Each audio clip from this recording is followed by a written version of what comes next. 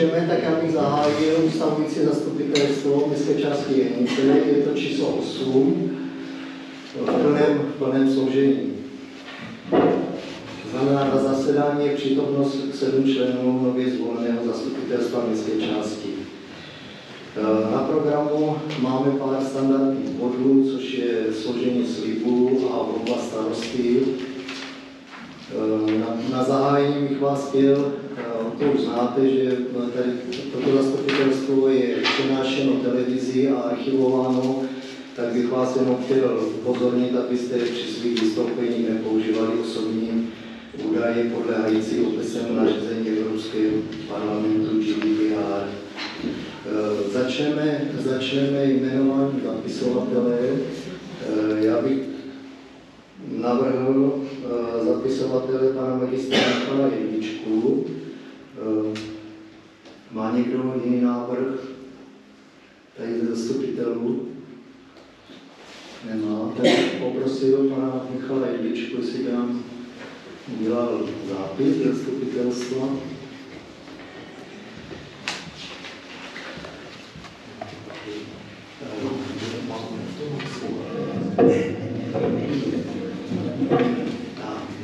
A než si pan Jedlička nachystá nějaké věci, tak já bych jenom tak úplně v bodech jenom zrekapituloval vlastně stav úřadu městské části. Tady probíhaly věci viditelné a neviditelné, já bych se spíš v bodech jenom bych se zmínil o těch věcech, které vlastně nejsou tak jakoby na povrch vidět. To znamená, my jsme se na úřadu snažili samozřejmě zvýšit příjmy městské části. My těch příjmů moc nemáme, to znamená hlavní příjmy jsou tržby z pronájmu vysílačů, který máme tady na škole. Tam se podařilo udělat nové smlouvy, které jsme navýšili o 20% za ten pronájem, protože ten pronájem je řádově přes 300 000 ročně. A plus jsme tam udělali nové valorizace, protože inflace jde nahoru, tak aby samozřejmě ti pronajímatelé, jsou to velké nadnárodní firmy, tak aby nám platili. Takže toto se povedlo, dále samozřejmě jsme se snažili, aby probíhala poměrně moderní digitalizace na úřadě. To znamená, že jsme zrušili notisky na zapisování poplatku za psy a převedli jsme to do digitální podoby. Potom se nám podařilo zajistit tzv. Cash pooling, protože my máme vlastně pořád na účtě řádově nějaký ten milion, to znamená, že my nikam peníze nepřevádíme, ale přes ten cash pooling komerční banky jsme uzavřeli dlouhodobou smlouvu a dneska získáváme každý měsíc za úročení našich účtů, máme jich 5, řádově je to každý měsíc 16 000 korun, což je nezanedbatelná částka na úrocích. Potom jsme se pokusili zefektivnit úřad, to znamená, že jsme zajistili účetní, která dneska už nesedí na úřadě, ale máme dálkový přístup přes GIMIS. Samozřejmě je to respektovaná účetní a taky je tam důsledná finanční kontrola. To znamená, že dneska, když opravdu potřebujeme něco zaplatit, není to tak jednoduché a je tam jako velice striktní finanční kontrola. Potom máme transparentní výdaje obce na webu přes GIMIS, to se můžete podívat. A zároveň jste si možná někteří z vás všimli, že máme moderní webové stránky. To je tak asi všechno, jinak ještě ke konci roku se nám podařilo ještě zajistit 6 milionů dotací od Hasičského záchranného sboru na výstavbu hasičky. Já, když jsem vlastně šel do této funkce, tak jsem si vždycky tvrdil, že děhnice zůstávají a starostové přicházejí a odcházejí. Takže mojím krédem je to, aby teda nově nastupující starosta, který nastoupí, tak aby plynule a rychle přešel do zaběhnutého úřadu a já mu k tomu budu nápomocen, když bude potřebovat. Vrátíme se k jednotlivým bodům.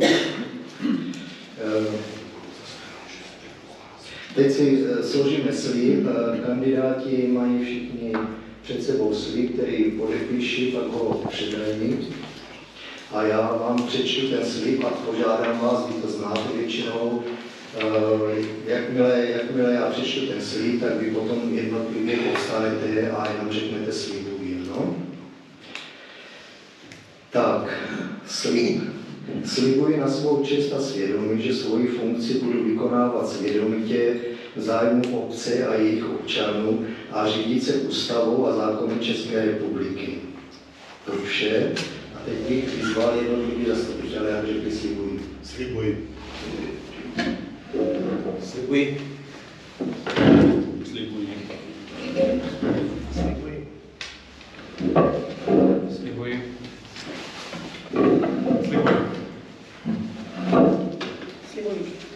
Děkuji, tím jsme splnili slib zastupitele a v této chvíli jsou právoplatnými zastupiteli.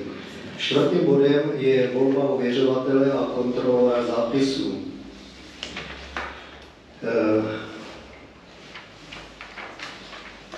Napřed navrhneme ověřovatele. Má někdo nějaký návrh na ověřovatele zápisu? Zastupitele? To navrhuji tu druhovou. Má někdo jiný návrh? Nemá. Dobře, dáme hlasovat. Kdo je pro to, aby paní Bruhová byla ověřovatel zápisu? Prosím, to se nahoru. 6. A jeden se držel. Tak, 6. Další máme kontrolora zápisu. Návrh? Navrhuji pana magistra Václava Šichu mladšího. Přijímám. Ano, takže budeme hlasovat.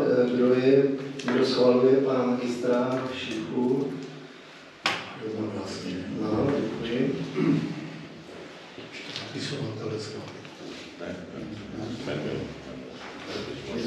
Tak. Teď máme v plánu program vysel na úřední desce podle zákona. Má někdo k tomu programu nějaké připomínky? Ano, a Mikrofon. Já bych navrhoval doplnění programu. Mikrofon. Já navrhuji doplnění programu zastupitelstva o bod schválení termínu konání plesu základní školy Jehnice a schválení termínu konání dětského karnevalu základní školy Jehnice. Došla žádost od Sdružení rodičů na tyto dvě akce, na termín těchto dvou akcí.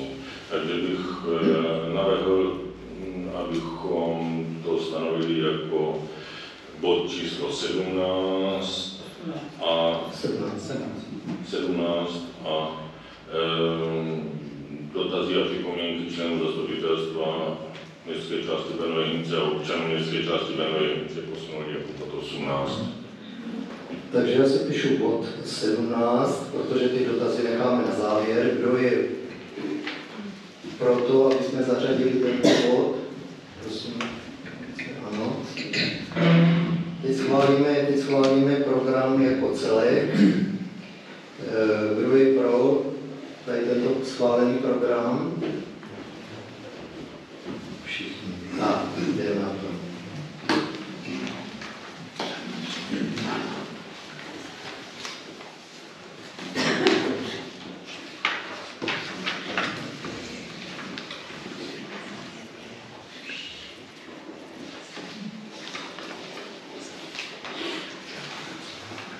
Bod číslo 6. Stanovení počtu místostarostů. Má někdo nějaký návrhy? Ano? Navrhuji, Do mikrofonu. aby zastupitelstvo městské části Brno Jehnice stanovilo počet místostarostů na 2. Ano. Má někdo jiný návrh? Nemá, takže budeme hlasovat. Kdo je pro, aby městská část Jehnice měla 2 místostarosty? 6, kdo se zdržel? 1.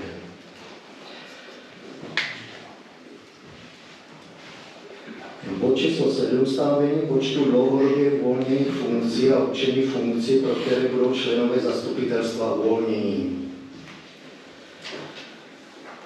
Má někdo nějaký návrh? Ano? Mikrofon. Ano, takže navrhuji, aby zastupitelstvo městské části Brno-Jehnice stanovilo, že v městské části Brno-Jehnice nebude žádná dlouhodobě uvolněná funkce. Má někdo jiný návrh?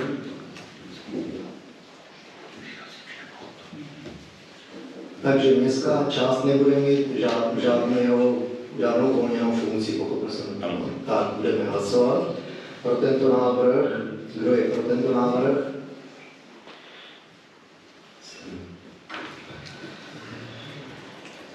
A blížíme se k očekávanému bodu volba starosty.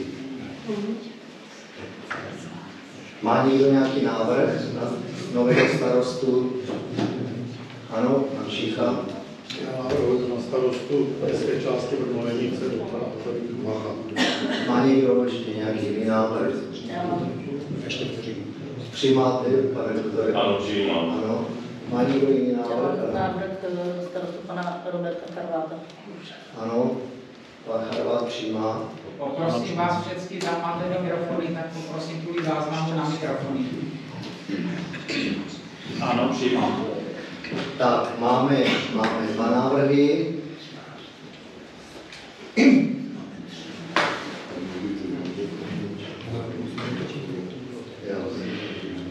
Takže, protože se nejedná o žádný protinávrh, začneme hlasovat o prvním návrhu. Kdo je pro, aby novým starostou městské části Brno-Jehnice byl pan doktor Riffenbach? Prosím, hlasujte. 4. Kdo je proti? 3. Takže novým starostou městské části Brno-Jehnice se stal pan doktor Otto Riffenbach. Já mu samozřejmě gratuluji tady k tomuto úspěchu, ke zvolení a předávám mu slovo.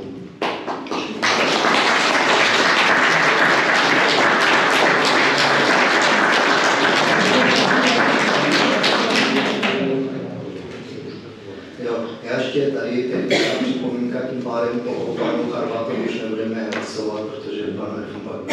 No, děkuji. Já děkuji panu starostovi magistru Garabovi jednak za gratulaci, jednak za předání slova. Zároveň bych mu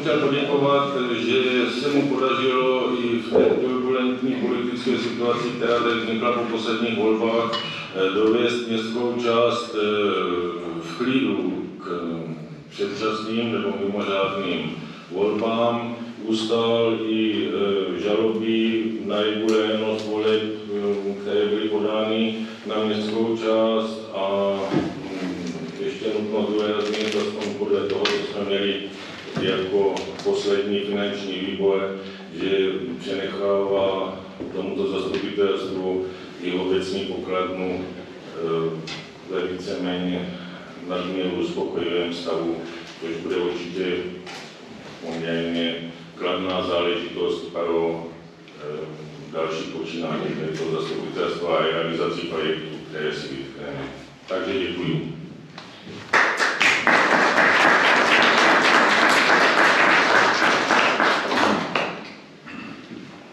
Tak dovolte, abychom přistoupili k bodu číslo 9, to je volba místostarostů. Kdo má nějaké návrhy na místostarostů městské části Brno-Jehnice?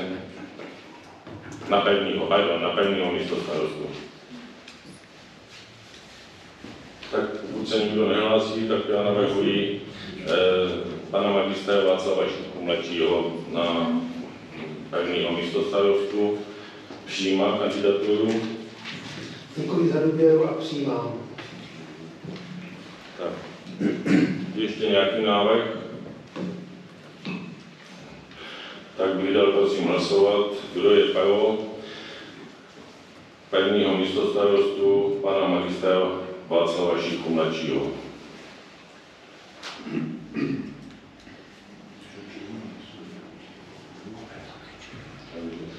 Jsem to neviděl, kvůli 7 pro. Takže nemusíme o zdržení a proti hlasovat. Dobře, tak máme kandidát, budeme hlasovat o kandidátu nebo podávat návrhy na kandidáty na druhého místostarostu. Jsou nějaké návrhy na druhého místostarostu? Já bych měl návrh. Tak. Já navrhuji Roberta Charváta.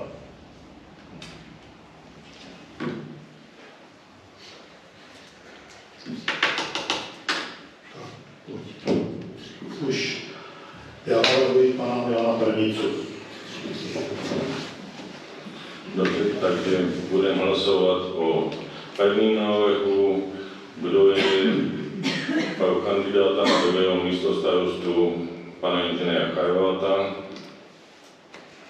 3 pro, kdo je proti? Zdržel se? Takže dáme hlasovat o kandidátu na druhého místo. Návrh nebyl přijat. Takže dáváme hlasovat o panu Milanu Pernicovi jako kandidátu na druhého místostarostu. Kdo je pro? Kdo je proti? Zdržel se?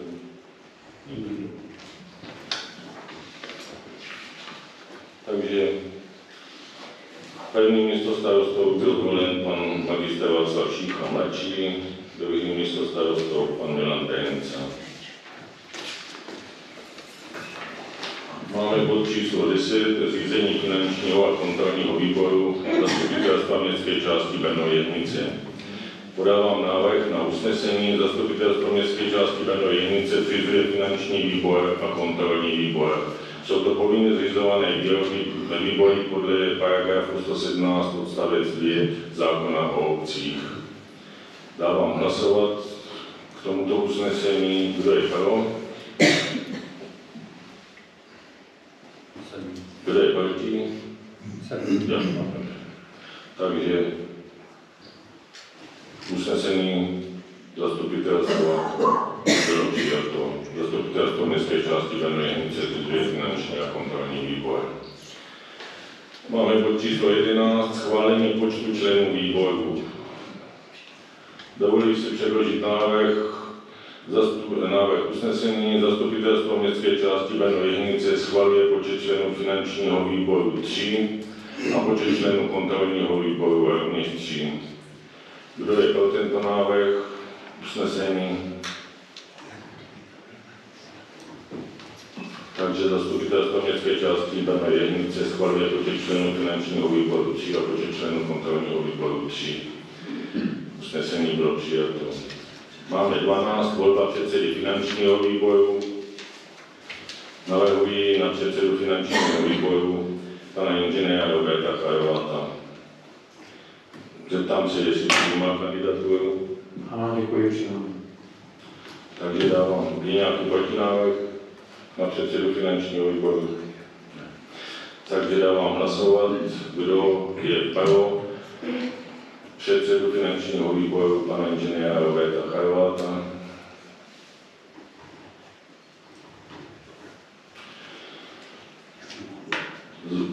Pan inženýr Robert Charvát byl zvolen na předsedu finančního výboru.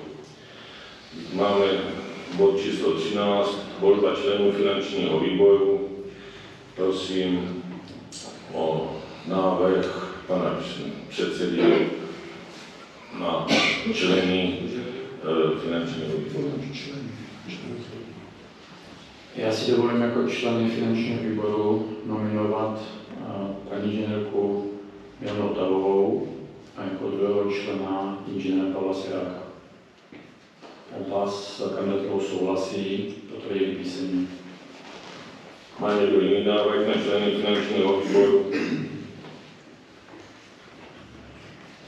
Dám hlasovat, kdo je pro členy finančního výboru, inženýrku Milanu Votavovou a inženýra Pavla Svěráka.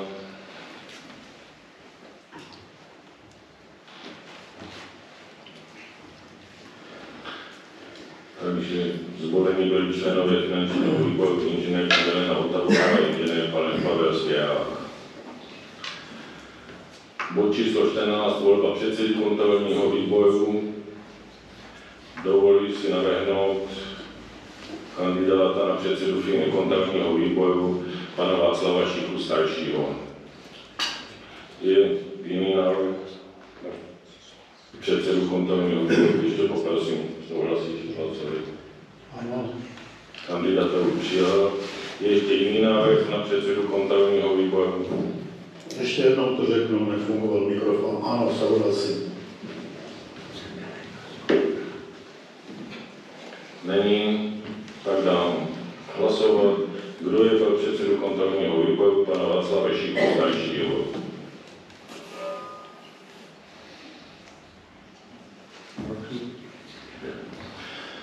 Kdo je proti?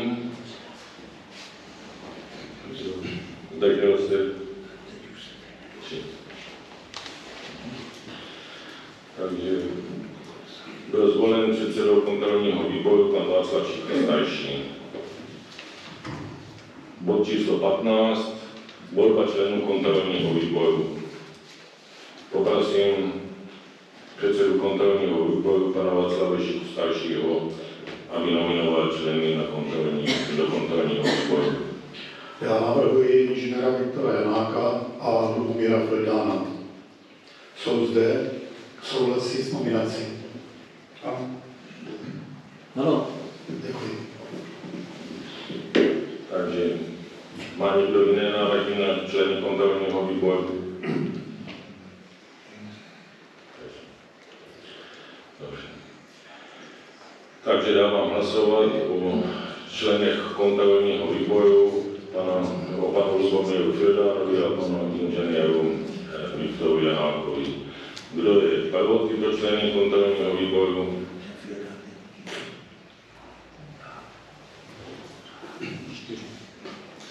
Kdo je proti? Zdržel se hlasování? 30 zdržel. Takže byli zvoleni členové kontrolního výboru pan Lubomír Fredán a pan inženýr Viktor Janák. Máme bod číslo 16. Stanovení výše odměn neuvolněných členů zastupitelstva městské části Brno-Jehnice.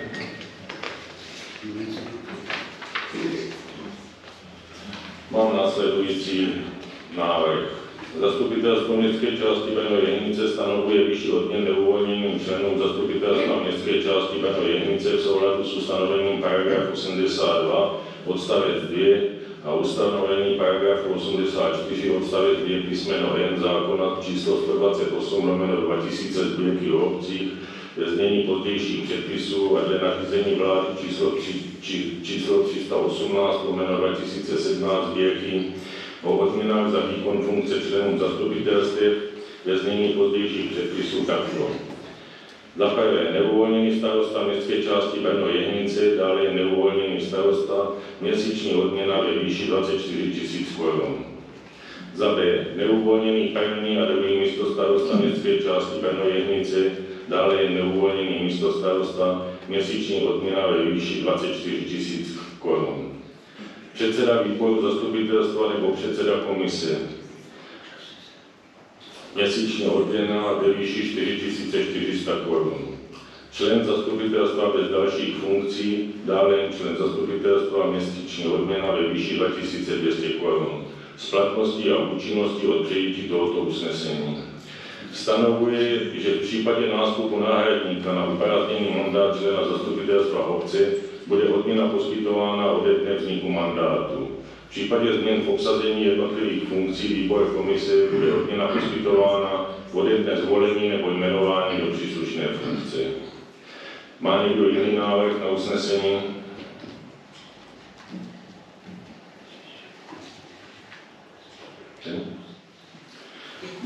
hlasovat o tomto usnesení. Kdo je pro? Výšem změny.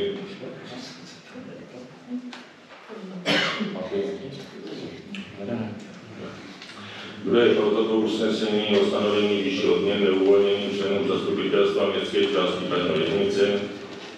Kdo je pro? Kdo je proti? Takže usnesení bylo přijato. Já myslím, že nemusím opakovat. Ne. To je dobré. Tak máme bod číslo 18, schválení termínu konání plesu základní školy Jihnice a schválení termínu konání dětského karnevalu základní školy Jihnice. Zastupitelstvo městské části Brno Jihnice má projednat termín konání plesu základní školy, a to dne 17. 2024 prostěrové a tělocvičné základní školy Blanenská 1 od 19 hodin a termín konání dětského karnevalu základní školy Jihnice 18. 2024 v čase od 14 do 16:30 hodin prostěrové a tělocvičné základní školy Blanenská 1 Brno Jihnice. Přišla žádost o sdružení rodičů základní školy. Já se domnívám, že není důvod nevyhovět tady této žádosti, proto dávám návrh na usnesení. Zastupitelstvo městské části Brno Jihnice schvaluje termín konání plesu zaše Jihnice, a to dne 17. 2024 prostěrové a tělocvičné základní školy Blanenská 1 Brno Jihnice od 19 hodin a schvaluje termín konání dětského karnevalu základní školy Jihnice dne 18. 2024 v čase od 14 do 16:30 hodin v prostorách tělocvičné základní školy Blanenská 1 Brno Jihnice. Kdo je pro toto usnesení? Usnesení bylo přijato. Máme, já se omlouvám, byl to bod číslo 17, teď máme bod číslo 18, dotazy a připomínky členů zastupitelstva městské části a občanů městské části Brno Jihnice. Má někdo ze zastupitelů připomínky? Já jsem nebyl dotázán, jestli přijímám funkci druhého staroství, tak jenom pro jistotu přijímám.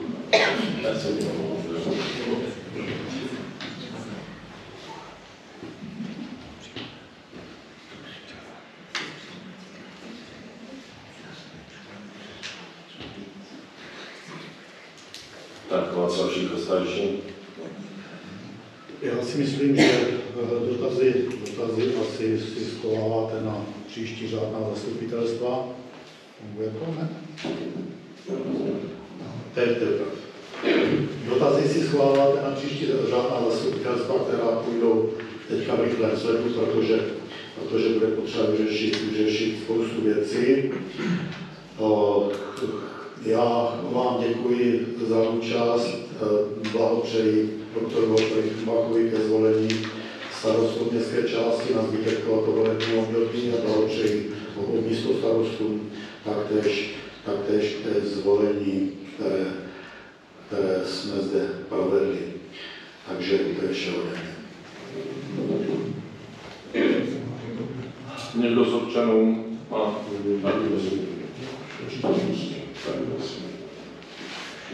No, já bych chtěl poděkovat už ne starostovi, bývalému starostovi za klub důchodců, panu Drábovi. Když jsme z toho měli trošičku bobky z začátku, že ta spolupráce nebude dobrá, nakonec to proběhlo všechno naprosto bez problémů. Zároveň bych teda toho využil, že předpokládám, že ve stejném duchu, tak jak to bývalo v minulých obdobích, tak to bude pokračovat i v tomto období. Ta spolupráce s klubem důchodců a zastupitelstvem bude dobrá. Zároveň bych se chtěl zeptat, kdy bude proveden návrh, nebo zpracovat návrh rozpočtu na příští rok a kdy se bude schvalovat. Návrh rozpočtu připravíme v co nejkratším termínu. Pokud mám správné informace, tak ještě do konce února nám dělá finanční záležitosti Karlovo pole. Já předpokládám Pane starosto, že s nimi se domluvíme i na rozpočtu, který nebude zřejmě, protože ho musíme nachystat v poměrně krátké době, se příliš odlišovat od rozpočtu na rok 2023 s tím, že na příštím zasedání zastupitelstva budeme schvalovat tento rozpočet a samozřejmě ten navržený rozpočet musí takhle vyset na úřední desce a každý na tom příštím zasedání zastupitelstva se k tomu rozpočtu může vyjádřit. My předpokládáme další věc, která nás čeká, tak je výběrová komise na tajemníka městské části, protože pan René Adámek tady skončil před Vánocema nebo ke konci roku, pak čerpal dovolená, takže prakticky před Vánocema skončil, takže bude výběrové řízení na tajemníka a musíme zajistit vedení účetnictví nebo obecného účetnictví. Pokusíme se na nižší pravděpodobnosti, už to předjednal pan starosta Dák na městské části Brnostřed, takže zřejmě tam jsou ochotní a byli ochotní to pro nás dělat. Takže to jsou víceméně hlavní úkoly, samozřejmě těch věcí je spousta, musí se převzít dožadat a celá agenda. Takže dále už se na to nebyl čas, tady ty zájmové organizace kluby, když budou mít nějaký požadavek do rozpočtu, my jsme teda dávali v loňském roce, ale když to rozpočet reálně není, tak máme se rozhodovat. V rozpočtu budou určitě vyčleněny finanční prostředky na podporu, takže tak, jak to bylo na rok 2023, tak budou vyčleněny finanční prostředky na podporu spolků a zájmových organizací, takže očekáváme nebo vyzveme všechny, aby si požadavky za tyto spolky podali a na nejbližším možném termínu potom zastupitelstvo ty příspěvky bude schvalovat. Já jenom doplním, lhůta pro podání příspěvku byla 30. listopadu. Předpokládám, že všichni, kteří chtěli nějaký příspěvek, tak tu žádost podali. Ta žádost doputovala buď tou schránkou, anebo byla předána písemně panu tajemníkovi. Pan tajemník mi říkal, že všechny žádosti předal svým bývalému panu starostovi. Takže ti, kdo dodali, tak s těmi bude pracováno, s těmi dřívěmi.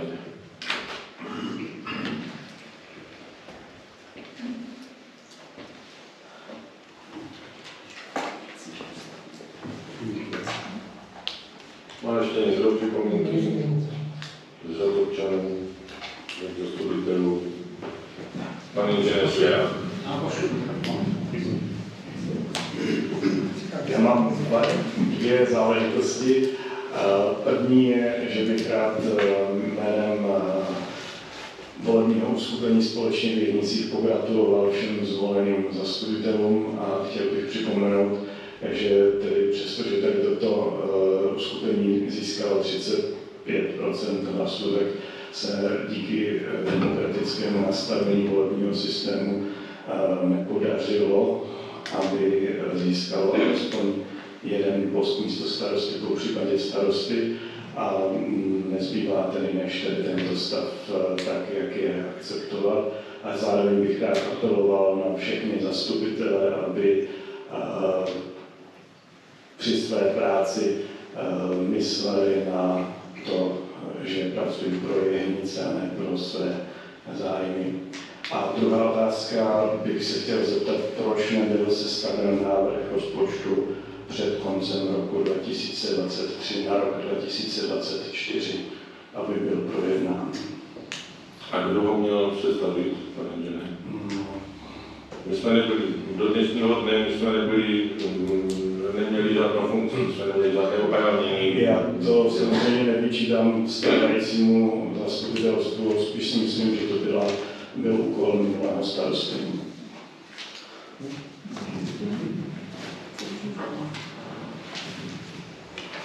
Já si dovolím jako oponovat bez podpory zastupitelstva. Těžko budete dělat nějaký návrh rozpočtu, to bez toho, aniž by by se došlo k nějakému konsenzu, takže poprosím pana starosta Dajáče. Já bych na to odpověděl. Rozpočet samozřejmě většinou dělá finanční výbor.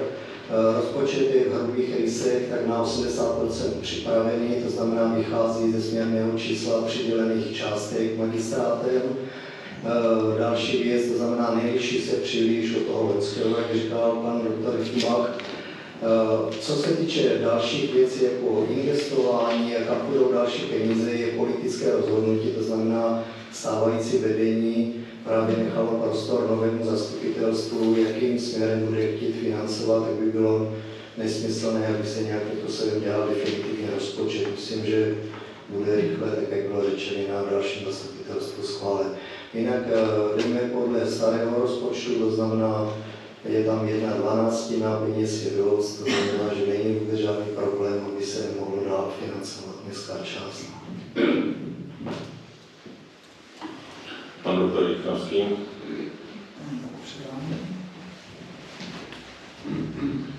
Já bych chtěl poblahopřát nově zvoleným zastupitelům. Byl jsem v zastupitelstvu tady po 3 volební období, takže jsme zažili v posledních letech výrazné turbulence a pořád prostě neklid a útoky, kdy prostě nebyla vhodná doba pro to, aby se něco vytvářelo. Takže dnes to zastupitelstvo proběhlo naprosto krásně, bez problémů, bez nějakých ataků. Jsem velice vděčný, že dochází k jakémusi konsenzu a že snad to nebude polarizováno, aby se prostě nebyli schopni domluvit a nebylo to vždycky jenom 4-3. A přeji vám, abyste byli schopni vytvářet takovou atmosféru, jako byla třeba před 6 lety a kdy tady byla prostě pohodová a tvůrčí atmosféra, kdy jsme tu byli schopni posouvat dopředu. To vám to přeji a přeji, ať se vám to daří. Děkuji. My taky děkujeme. Já taky řeknu tomu, že všichni členové zastupitelstva mají zájem pracovat na tom, aby to vědnicích nějakým způsobem klapalo a já věřím tomu, že najdeme sobě cestu tak, aby ta polarizace společnosti jehnické, která tady nastala v tom minulém volebním období a potom i polarizace mezi členy zastupitelstva se otopila a já věřím tomu, že určitě naše volební programy najdou v mnoha ohledech shodu na tom, abychom byli schopni je realizovat. Jak bude pracovat, to se ukáže za tohle 2,5 roku a určitě každého z nás potom tu práci ocení voliči v dalších volbách.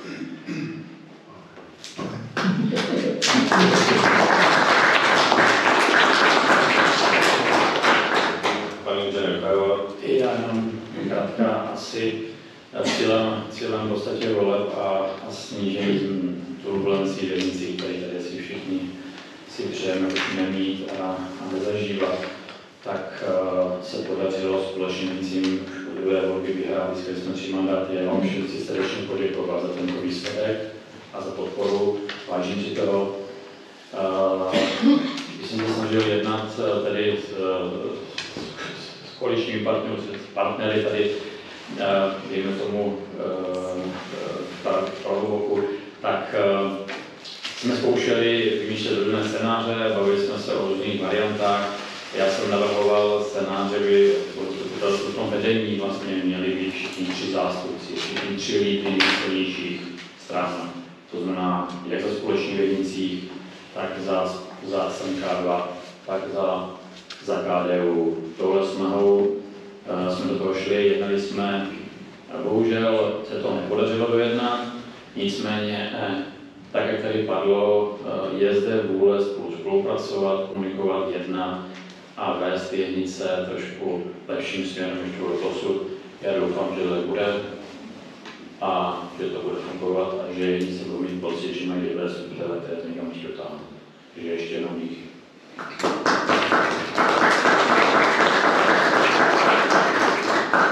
Poprosím pan Václav Šichabečí. Tak já bych taky chtěl, děkuji za slovo, Taky bych chtěl za Jenické lidovce poděkovat za důvěru všem voličům, kteří jste nám dali hlasy. Velice si toho vážím, mám za sebou, nebo spolu se mnou je tady celý tým naší místní organizace, pomůžou nám v tom i lidovci z Brna i z kraje, takže věříme, že to bude mít velký přínos tady pro Jenice. Taky doufám, že se podaří nastavit tu spolupráci napříč celým zastupitelstvem. Já jsem vzhledem k té situaci, která tady byla, nebo která tady nastala, kdy došlo v rychlém sledu ke 2 změnám ve vedení a nemáme teď tajemníka, nemáme rozpočet, tak jsem se rozhodl jednoznačně podpořit pana Juchelbacha jako zkušeného kandidáta na starostu, který tady už tu práci vykonával řadu let. A to bych chtěl říct jako takové úvodnění hlavní a samozřejmě, jak jsem řekl, doufám, že se bude dařit spolupracovat napříč celým zastupitelstvem, takže děkuji.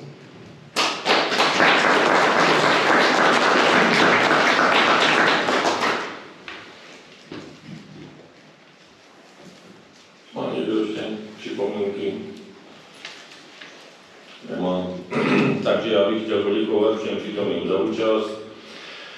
Příští zasedání, to znamená 9. zasedání zastupitelstva městské části, jak už jsem řekl, bude svoláno v zákonem stanoveném termínu, ale pokud možno co nejdříve, abychom schválili zejména rozpočet městské části, aby městská část mohla následně co nejdříve fungovat na 100%. Takže děkuji.